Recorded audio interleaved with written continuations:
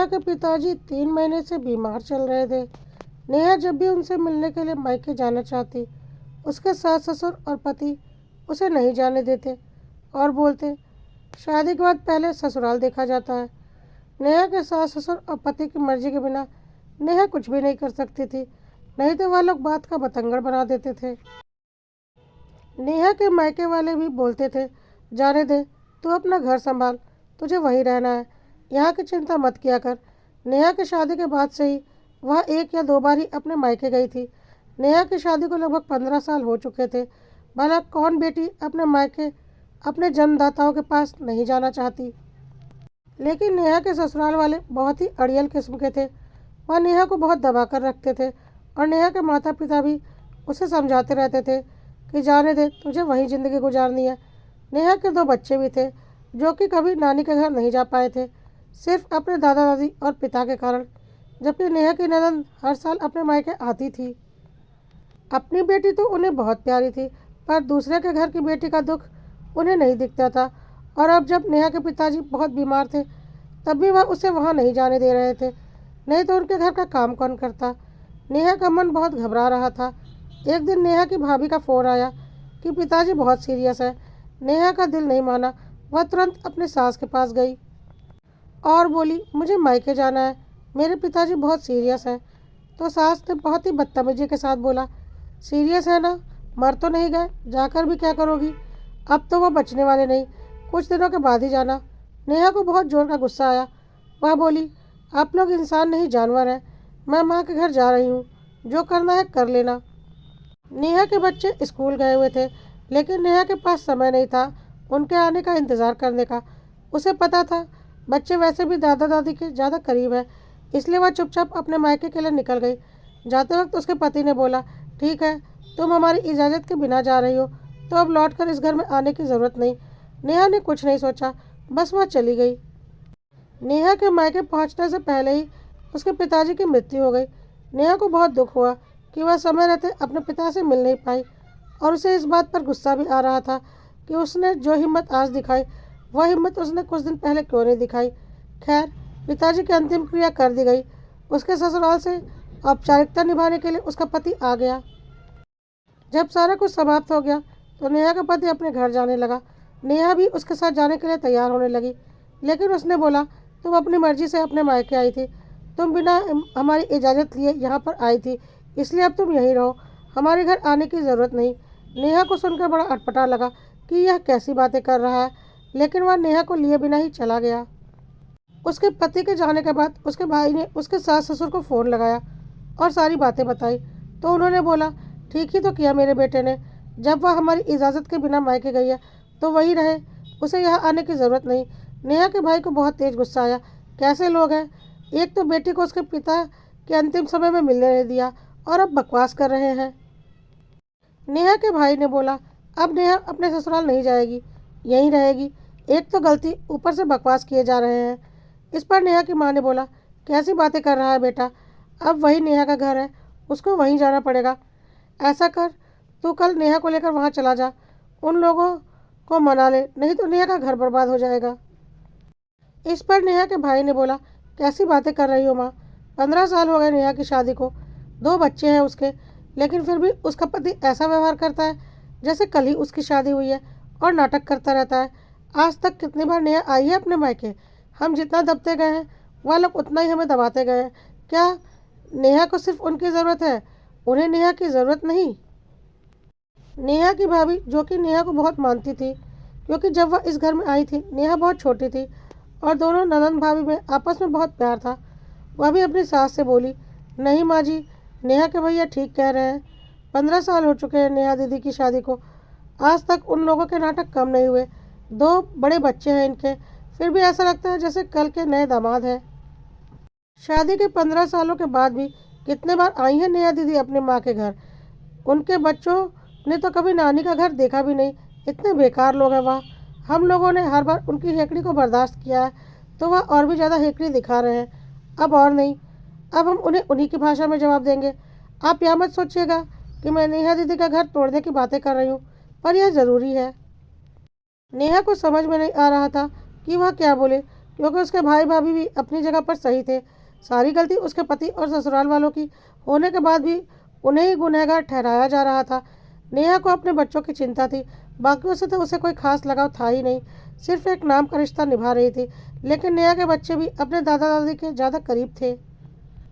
नेहा को पता था कि नेहा के ससुराल वाले उसे पसंद करें या न करें, उसके बच्चों पर जान छिड़कते हैं, इसलिए उसके बच्चों का पूरा ध्यान वह रखेंगे। इसलिए नेहा ने अपनी माँ से बोला, माँ, भैया भाभी सही कह रहे हैं, मैं तंग आ गई हूँ ऐसे एक तरफा रिश्ते से जिसे मैं अकेले निभा रही हूँ। वह लोग तो ऐसा करते हैं जैसे मेरे ऊपर एहसान कर रहे हैं, अब और नहीं। नेहा की माँ ने बोला, जैसा तुम लोगों को ठीक लगे। उधर नेहा के ससुराल वाले सोच रहे थे कि अब नेहा के मायके वाले आएंगे उन्हें मनाने, और फिर वह उन्हें चार बातें और सुनाएंगे, और वह लोग नेहा के भाई भाभी का इंतजार कर रहे थे। लेकिन पूरा हफ्ता बीत गया, ना ही नेहा के भाई भाभी आए और ना ही नेहा का कोई फ़ोन आया। अब उन लोगों को अजीब सा लग रहा था। इधर नेहा के बच्चे माँ के बिना परेशान हो रहे थे और बार बार अपनी माँ को फ़ोन करके बुलाने के लिए बोल रहे थे। ससुराल वाले तो इस गुमान में थे कि वह लोग गिड़गिड़ाते हुए नेहा को यहाँ छोड़कर जाएंगे, पर ऐसा कुछ भी नहीं हुआ। अब उनकी समझ में नहीं आ रहा था कि क्या करें। इधर नेहा के सास की घर के काम करते करते हालत ख़राब हो चुकी थी, क्योंकि उसकी आदत नहीं थी। इसी तरह देखते देखते करीब 2 महीने बीत गए। अब नेहा के ससुराल वालों को लगने लगा कि इस तरह से तो हमें बहुत परेशानी हो जाएगी। नेहा के पति का कभी कभी मन होता कि वह जाकर नेहा को वापस ले आए, लेकिन फिर उसका घमंड उसके आगे आ जाता कि या तो थूक कर चाटना हुआ। और इधर नेहा के भाई भाभी ने भी सोच लिया था कि जब तक वह माफ़ी नहीं मांगेंगे नेहा नहीं जाएगी। इसी तरह से दिन गुजर रहे थे। एक दिन नेहा के पति का सामना बाजार में उसके भाई से हो गया, तो नेहा के पति ने उसे फिर एक ताना मार दिया कि देखते हैं बहन को बिठाकर कितने दिन खिलाते हो, कुछ दिनों में ही तुम्हें वह बोझ लगने लगेगी, फिर नाक रगड़ते हुए मेरे पास आओगे। नेहा के भाई ने बोला, देख लेना कौन नाक रगड़ते हुए आएगा, मेरी बहन मेरे लिए बोझ नहीं है। अब जब तक तुम लोग माफ़ी नहीं मांगोगे वह तुम्हारे घर नहीं जाएगी। हम लोग आज तक तुम्हारी हर नाजायज़ मांग को मानते गए और तुम्हारे आगे झुकते गए, इसका तुम लोगों ने बहुत फ़ायदा उठा लिया। अब और नहीं, अब तुम्हारी बारी है। और एक बात तो तय है, यदि तुम लोगों ने खुद आकर अपनी गलती की माफ़ी मांग कर नेहा को इज्जत से अपने घर में नहीं लिया तो नेहा तुम्हारे घर कभी नहीं जाएगी, यह मेरा वादा है। और रही बात बच्चों की, तो जब उन्हें समझ आ जाएगी तो वह खुद ही अपने माँ के पास आ जाएंगे। नेहा का भाई अब घर आ चुका था, पर नेहा के पति की बातें कहीं ना कहीं उसके दिमाग में घूम रही थी, और उसने नेहा और उसकी माँ और अपनी पत्नी को सारी बातें बताई और बोला, कहीं सच में ऐसा ना हो कि जैसे जैसे हमारे खर्च बढ़ते जाए हमें सच में नेहा बोझ लगने लगे, और नेहा को ऐसा ना लगे कि हमने उसका घर तोड़ दिया। लेकिन उन्हें सबक सिखाने के लिए अब और कोई उपाय बचा नहीं था, इसलिए मैंने नेहा के लिए कुछ सोचा है, अगर तुम लोग सहमत हो तो। नेहा ने बोला, भैया मैं आपकी सारी बातों से सहमत हूँ, मुझे पता है आप जानबूझकर मेरा घर कभी नहीं तोड़ेंगे। वह लोग कैसे हैं पिछले 15 सालों से मैं देख रही हूँ, देख क्या रही हूँ बल्कि झेल रही हूँ। आप जैसा बोलेंगे वैसा करने को मैं तैयार हूँ। तो नेहा के भाई ने बोला, देख नेहा, शादी के पहले भी तू मेरी दुकान पर काम करती थी, तब पिताजी और मेरे साथ तू भी दुकान पर चलती थी। तुझे पता है हमारी मिठाई की दुकान इस शहर की सबसे बड़ी दुकान है, और उस दुकान में पहले तू मिठाइयाँ बनाती थी, तेरे हाथ में बहुत स्वाद था, हाथों हाथ सारी मिठाइयाँ बिक जाती थी। तेरे जाने के बाद से हमने कारीगर रखे थे जो कि आज भी हैं, जिन्हें मैं महीने के 25,000 रुपये देता हूँ। ऐसे 3 कारीगर हैं मेरी दुकान में, और जब मेरे घर में ही इतना अच्छा हलवाई है तो मैं दूसरों को पैसे क्यों दूँ। तू कल से दुकान पर आएगी और जितनी तनख्वाह मैं उन्हें देता हूँ तुझे भी दूंगा। इस तरह से तू आत्मनिर्भर बन जाएगी, तुझे किसी के ऊपर आश्रित होने की ज़रूरत नहीं होगी, और तुझे ऐसा भी नहीं लगेगा कि तू हमारे ऊपर बोझ है। तेरे पति का गुरूर देखकर आज मुझे एक बात समझ में आ गया कि वह इतनी जल्दी झुकने वाला नहीं, लेकिन झुकेगा ज़रूर। और नहीं झुकेगा तो तुझे वहाँ जाने की कोई ज़रूरत नहीं। क्या सुख मिला है तुझे उस घर में, और जब तू अपना कमाएगी तो आत्मसम्मान से रहेगी। और हमारे बगल का 2 रूम तो खाली ही पड़ा है, जो हमने बच्चों के लिए बनवाया था। अब तो दोनों बच्चे बाहर पढ़ने जा चुके हैं, तो तू वहाँ शिफ्ट हो जा और सम्मान के साथ रह, क्योंकि मुझे पता है तेरे मन में भी यह बातें चल रही हैं कि तू हमारे ऊपर बोझ बनती जा रही है। इस घर पर तेरा भी उतना ही हक है जितना मेरा, तो तू जब तक चाहे यहाँ रह सकती है, और जब अपना कमाएगी तो चिंता ही क्या। इस पर नेहा की माँ ने बोला, यह कैसी बातें कर रहा है, मोहल्ले वाले क्या बोलेंगे कि कुछ दिन भी बेटी को रखकर खिला नहीं पाए, और उन्हें ऐसा लगेगा कि हमारी बेटी का घर टूट चुका है।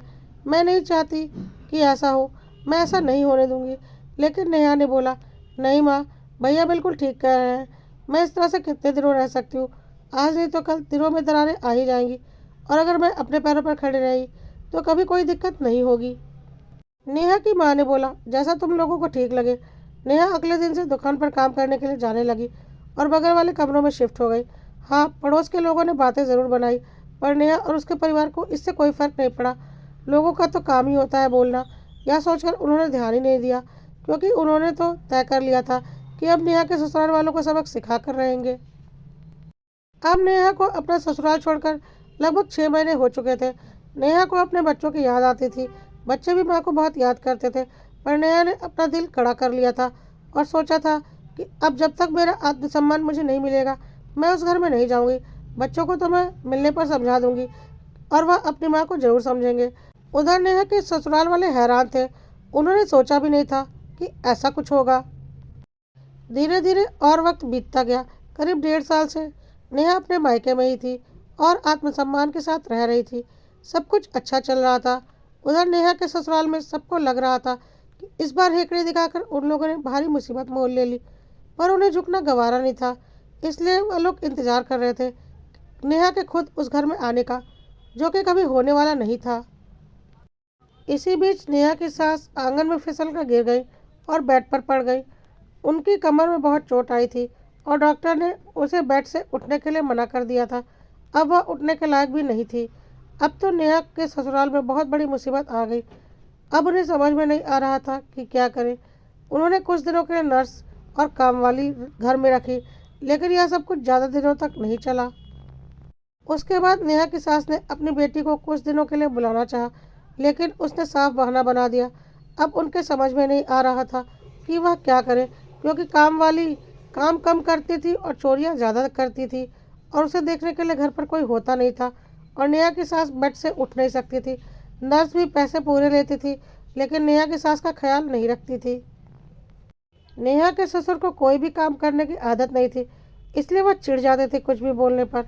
वह चुपचाप अपने कमरे में बैठकर दिन भर टीवी देखते थे। यही उनका काम था। नेहा के बच्चे भी स्कूल से आकर ट्यूशन वगैरह चले जाते थे और उसका पति अपने काम पर रहता था, इसलिए घर में मुसीबत का पहाड़ टूट पड़ा था। अब तो नेहा के ससुराल वालों के पास कोई चारा ही नहीं बचा था। ईश्वर ने उन्हें नेहा की कीमत समझा दी थी।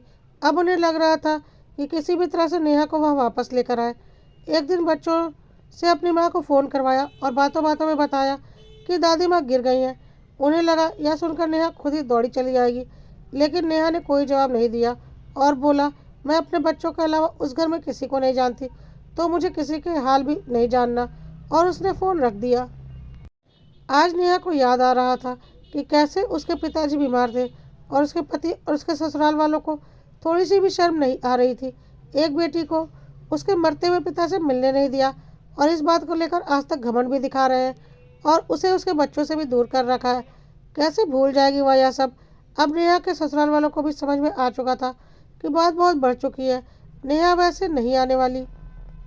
अगले दिन नेहा के पति और ससुर नेहा के मायके आए। उन्हें तो पता भी नहीं था कि नेहा ने काम करना शुरू कर दिया है और अच्छा खासा कमाती है। वहाँ जाकर उन्हें जब सब कुछ पता चला तब वह हैरान रह गए।